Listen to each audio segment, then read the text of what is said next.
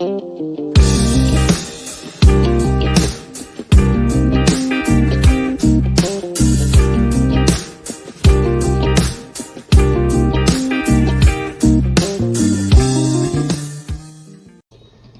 and welcome to Patriot Pastime.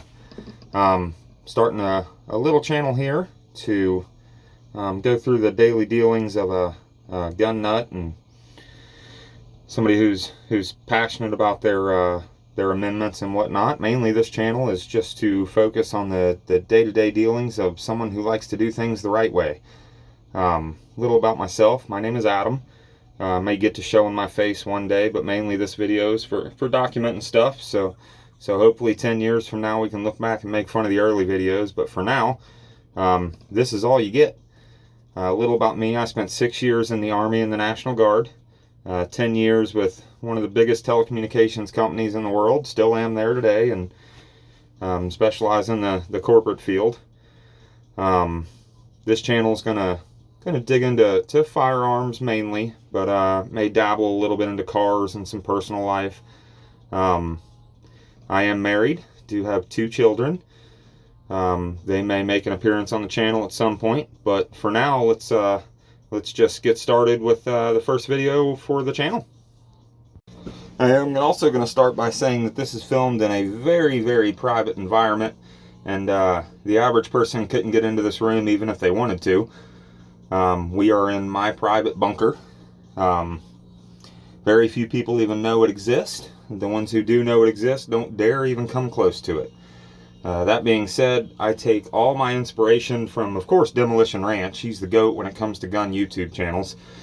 One day, I'll have a bunker like he does in his abandoned mansion. Arm and Gun, Canadian fella, beautiful setup and beautiful firearms. I am in Kentucky, so of course Kentucky Ballistics. I take a lot of inspiration from him and his handling of firearms, and Brandon Herrera and Donut Operator, and the rest of the gun YouTube community is awesome. So if I could get to their level, at least to meet them one day and shake some hands with those folks, that would make me the happiest person in the world. But now on to the first firearm, and I find it only fitting to start with my personal favorite. My personal favorite firearm, and not as an everyday carry or a truck gun or a bump in the night gun, just to go out and shoot and have fun with, is going to be the Canik TP9SFX. This one is fitted with a Vortex Viper red dot. It is extremely accurate. As far as pistols goes, this is the most accurate pistol I own, and probably the most fun to shoot, being that it's a 9x19 Parabellum or a 9mm, a Luger for the average person. This gun comes in at a price point of anywhere from $5.99 to $7.99. I did pick this one up on sale, came with the Viper and all the mounting hardware, so if you look hard enough you will find that. It just doesn't come for sale very often. This one is done in the, I believe it's sandstone gray color. This firearm does come with slide cuts to make it a little bit lighter, and I did just throw a Monstrum light on here for fun. But when you pull this pistol out of the box, this is exactly what it will look like. The first thing we'll go on is loading and unloading. This does have an extended mag release button right here, and when you press that, it will fire this magazine out. A normal pistol will drop the magazine out the bottom. This one will actually fire it out the bottom, which makes reloads very smooth and very nice for someone who doesn't practice a lot or someone who doesn't have a lot of experience with reloading in a timely manner. That is brilliant. As far as loading and unloading, we will drop the mag out. We will show clear with the firearm. I know it's kind of hard to see because it's not dark in here, but there are some shadows. This weapon is now clear. There we go. We will move the magazine out of the way, get the live ammo out of here. There is, on this side of the firearm, with the same as the mag release, there is a slide lock right here, and it is also extended, so it makes it easier to lock the slide up for cleaning and reloading purposes, or when you run empty, it makes it very easy to reach up and push during a reload. This gun is modeled after a Glock, so as far as taking it apart, and again, we are empty here, you will push the slide back, pull the two buttons, there's one here and one on the counter side of the firearm, push those down, squeeze the trigger, and the slide comes right off. And just like a Glock or 95% of your pistols, you will have the recoil spring here. And the barrel pops out. Now I believe this is the 4.5-inch barrel. I may be mistaken. I've owned this gun for a long time and put a lot of rounds through it. So I've bought quite a few other 9mm since then. I don't exactly remember, but I believe this is the 4.5-inch barrel. As far as cleaning and disassembly of the top section, that's a video we'll get into another day, because there are a lot of small pins and springs in there, and you do not want those shooting across the room into places that you can't find. I would recommend, and what I use is an ultrasonic cleaner. Once you get it down to this, and you can pull your optic off if you're not super comfortable dipping it in there, is just throw it in the ultrasonic cleaner with some heat, let it run for about 5 minutes, and you're golden. Slap it all back together. Now when it comes to the lower part of the receiver, you can just take a Q-tip or any other type of solvent cleaner and get it in there with a with one of the, I use a needle point cleaner just like this one, and this works perfect to get down in there and get all the gunk and everything else out. And once that's done, you can reach in there with a towel or some type of cleaning cloth and get it out of there. I would not recommend putting this entire polymer piece into an ultrasonic cleaner, because sometimes the heat from an ultrasonic cleaner, depending on how you have it set, can cause issues with the polymer. I ran this one time through an ultrasonic cleaner and it got a little tight with the mag release button, so I decided I wasn't going to do that anymore. So cleaning the lower by hand is probably your best option. Now for reassembly, we will take the barrel, just like any other Glock or most of your pistols out there. You will have a hole at the end of your slide that your barrel will go into. Once it's in there, just tilt it up, let your barrel come all the way back to the end. Take your recoil spring. Now this has a black dot. Ooh, come on, focus. A black dot on one side and a stainless ring on the other. Your black dot is going to go forward because that's what will actually protrude under your barrel in the slide.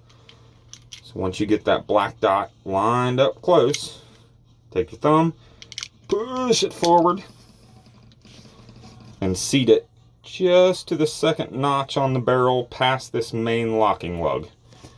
If I pull this forward, so we'll just take it out, might be easier, you will see a rounded portion right, oh, don't hit the camera, right here. Right here is what that spring is going to sit in. So there's your big locking lug. There's your second terrace. And there is the spring bucket. So you will sit that black dot forward. Ooh, hard to see. And when you push that, you will notice the spring can go right into that spring bucket. Yeah, right there. Same thing. Main locking lug, focus, secondary terrace, and spring bucket. Now, for those of you wondering, I am filming this on a Samsung Galaxy with the front camera, so there may be some focusing issues. We'll just get that out of the way right off the bat. That way nobody comments in the future or later on that the focus is terrible. It's a front camera. Get over it. As far as reassembly, you will take your entire lower receiver and your upper receiver. Now you'll notice on the lower here, there are these tiny little metal guides. One there, and there'll also be one back here in the back. And they are on both sides of your lower. There's one here, and there's one here on both sides.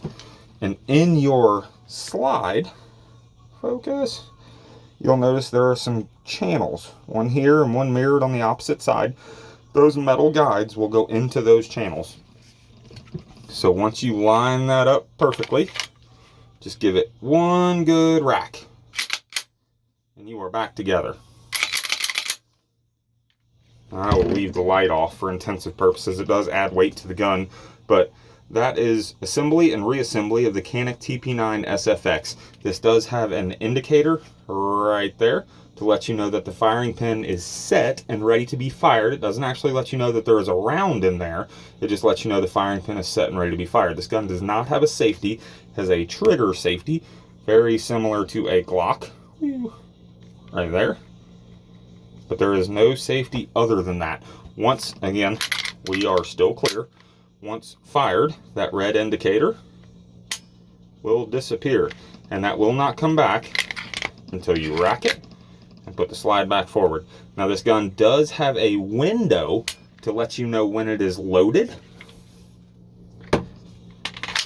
We're going to put a magazine in, one in the chamber, and if we look very, very closely, being careful to point this away from us and anything else, you will see a bit of silver right there. That is the casing of the round that is in the barrel. So that is a one-eye indicator just to look over and say, yep, there is a round in the chamber. Now the first thing we're going to do is get that round back out of the chamber. I try not to keep any loaded firearms within reach of anybody. That includes in my bunker. You may see in some of the videos in the future that there are some. Everybody likes to have a firearm that's ready to grab and go in case they need to, but the last thing you would need is every firearm you keep around to be loaded. That's just my opinion. Everybody has a different one. Take that one how you will. That will conclude the first video on the Canik TP9SFX.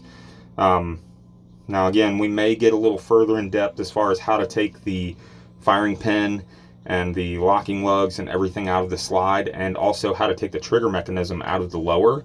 That is not something I do every time I fire this gun, just because it doesn't need to be done. Once a year, I have a rolling calendar. I pull every gun all the way down to the casted parts and run them through an ultrasonic cleaner just to make sure everything is perfect on them.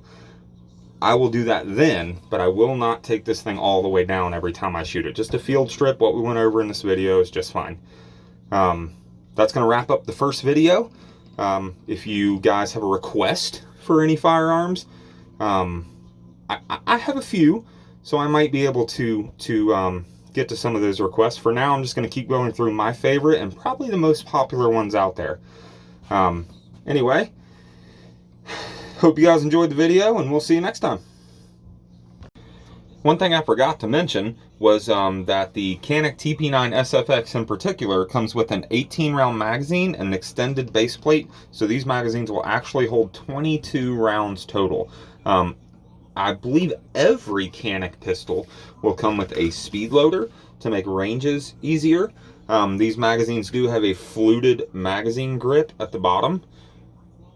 It'd be kind of hard to see, but when it's in a magazine pouch, grabbing it and accessing it and pulling it out is super easy with that fluted mag at the bottom, whereas a normal 9mm magazine, like this Sig Sauer one here, will not. That magazine is very, very slim to the bottom of the base plate is very slim to the bottom of the magazine, so it makes the Canik one super easy to access. You can tell the size difference right there, and if I spin them upwards, you can see the extension there to allow it to hold more rounds, and if I spin it this way, you can see how much bigger that base plate is to make it easier to grab out of the firearm. Now, as far as using the speed loader, this magazine already has, let's see, 15 rounds in it.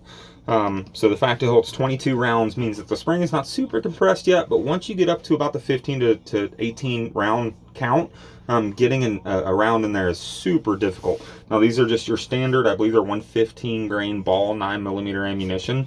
The speed loader works the same whether there's no rounds in it or 21 and you're putting the last one in.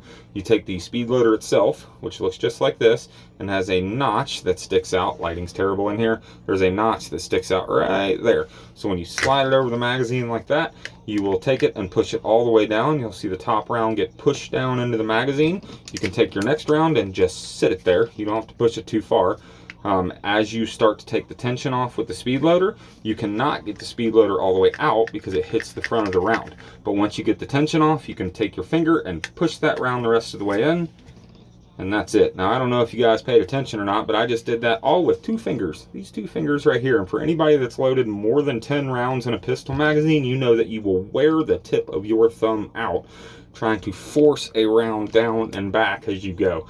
So these little Canik speed loaders work great.